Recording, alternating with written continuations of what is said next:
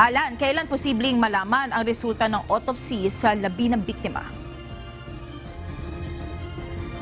Kay Police Lieutenant Colonel Ryan Manudo, ang Chief of Police ng Antipolo City Police Office, ay posibleng abutin ng isang araw bago lumitaw ang resulta sa gagawing otopsiya sa naturang bangkay ng biktima na nasawi umano sa pananampal ng guro dito sa may Peña Francia Elementary School, dito yan sa may Antipolo City.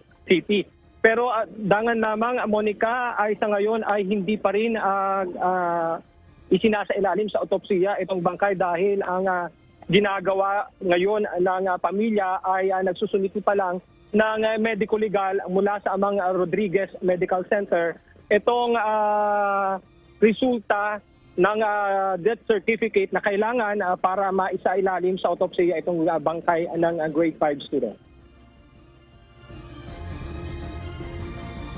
Bagamat tipid sa pagbibigay ng detalye sa insidente ang Department of Education Division Office ng Antipolo City, tiniyak naman ito na may proseso silang ginagawa para imbestigahan at alamin ang punot dulo ng pangyayari. Katunayan, isang committee na ang binubuo nila para magsagawa ng fact-finding investigation. The process, after fact-finding investigation, there will be the disciplining authority can either issue a formal charge if there is a prima facie case.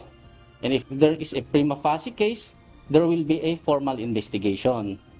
That is when you provide opportunity for the teacher to explain and be heard. Sinabi pa ni Matib na hindi magmumula sa division office ang direktibang susundin ng bubuuing investigation team, kundi sa regional office ng DepEd para maiwasang magkaroon ng pagdududa sa resulta nito. Hindi po dito. To avoid partiality and bias. Batay naman sa kwento ng kaklase at pinsang buo ng biktima, sampal na tumama sa leeg, sinabunutan sa buhok at sa kahinila ang uniforme ang ginawa ng kanilang Filipino teacher sa biktima. Muinestra pa ng bata kung ano ang kanyang nakita noong Setyembre 21 kung saan naganap ang nangyari. Dito, hinampas mo, tapos sinabunan. Nawakan yung nipon. Nang sumunod na araw, idinadaing na umano ng biktima ang pananakit ng batok, tainga at ulo nito. Kaya't gayon na lamang ang galit ng panganay na kapatid ng biktima na si Princess hinggil sa sinapit ng kanyang kapatid. Kasi po nung dito po siya, hinang-hina na po talaga siya, lupay-pay na, wala na po siyang kalakas-lakas. Halos sinisigaw niya na po yung sinasabi niya, matulong, alisin niyo na ako dito. Hindi po namin natanggap ng ganun mangyayari sa akin. Ibang tao lang mananakad sa kanya. Baka ba itong kapatid, ito ba ganun gagawin ito?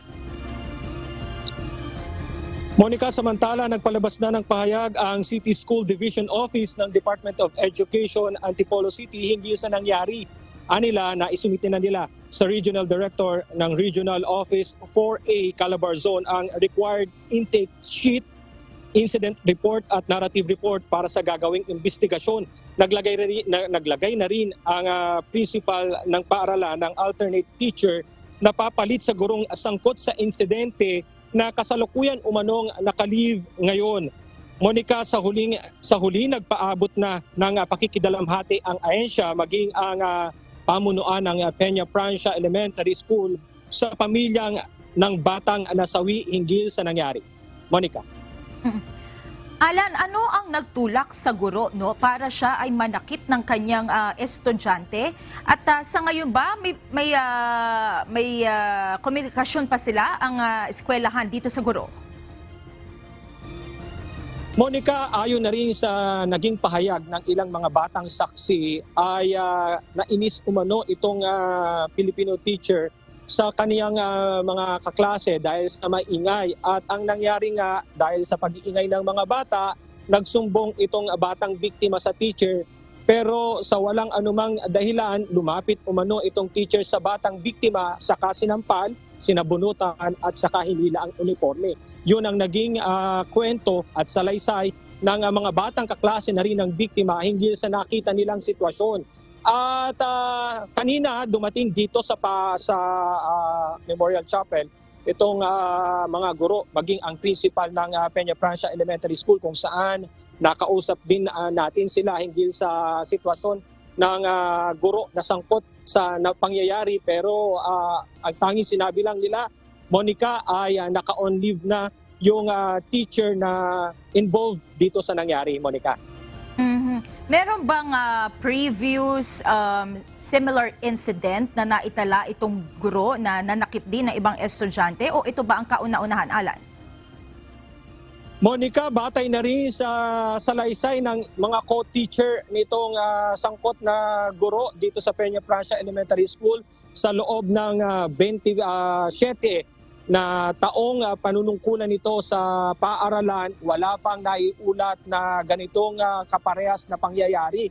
Pero ang sinasabi ng mga bata ay likas na istrikto itong guro, pero kaya namang i-handle, talagang ordinaryo na rin umano sa mga teachers yung pagiging disiplinado sa kanilang mga estudyante, lalo na kapag makukulit umano ang mga bata, lalo na nag-ingay at natural sa mga bata yung sa ganitong edad, Monica, na may kakulitan na rin. Huling tanong na lang, Alan, meron bang inaasahang matatanggap na tulong o suporta ang pamilya nitong biktima mula doon sa paaralan o kaya naman ay sa LGU?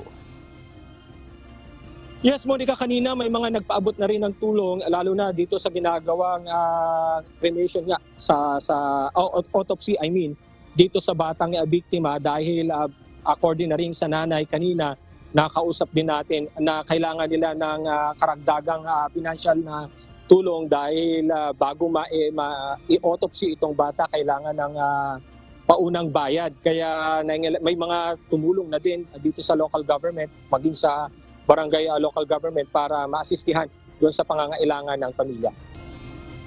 Alright, maraming salamat, Alan Manansala, live na nag-uulat mula sa Antipolo City.